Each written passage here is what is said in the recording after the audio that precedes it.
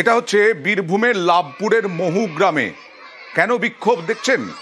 শিক্ষকের বদলিতে ফুঁসছে এই মহু গ্রাম। শিক্ষকের বদলি তারা চান না, আর এই শিক্ষকের বদলিতে তালা পড়ে গেল পশ্চিমপাড়া প্রাথমিক বিদ্যালয়ে। ব্যাপক উত্তেজনা, দেখুন সেই ছবি।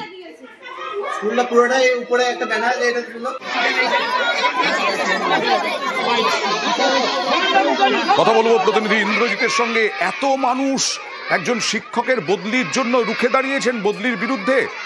ইন্দ্রজিৎ, দেখো আমরা একদম যেটা বলে রাখবো, লাভপুরে যে মহু গ্রাম রয়েছে সেখানকার যিনি স্কুল শিক্ষক মোহাম্মদ নাজমুল হুদা, তিনি কিন্তু দীর্ঘ 15 বছর ধরে ওই বিদ্যালয়ে শিক্ষকতা করছেন এবং তার কিন্তু বদলি এসেছে।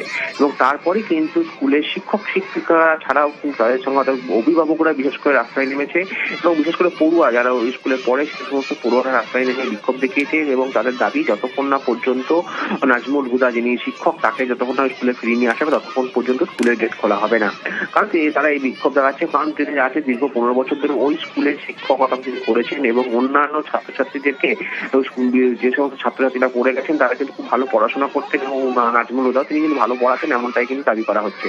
এবং যতক্ষণ না পর্যন্ত তার বদলির অর্ডার বাতিল করা হবে ততক্ষণ পর্যন্ত একইভাবে বিক্ষোভ চলবে এবং পাশাপাশি বিদ্যালয় খোলা হবে না, এমনটাই কিন্তু জানাচ্ছে অভিভাবকেরা।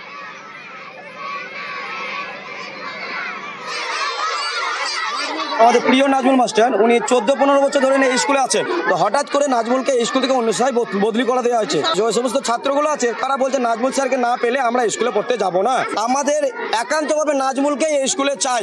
যদি কোনো ম্যাডামের সমস্যা থাকে সেই ম্যাডামকে অন্যথায় বদলি করা হোক, নাজমুলকে স্কুলে রাখা হোক। গ্রামের সবাইকে মিলে একটা দরখাস্ত লিখেছি এসআইকে দেবো বলে। নাজমুল স্যারের সঙ্গে ম্যাডামের একটা ঝামেলা হয়েছিল স্কুলে, সেইটার কারণে উনি থানাতে কমপ্লেন করেছিলেন, সিউড়িতে জানিয়েছিলেন ডিআইকে এবং চেয়ারম্যান সাহেবকে। এসআই স্যারকে চাপ দিয়েছিলেন যে বিষয়টা সমস্যার সমাধান করার জন্য এসআই অফিসে একটা মিটিং হয়েছিল।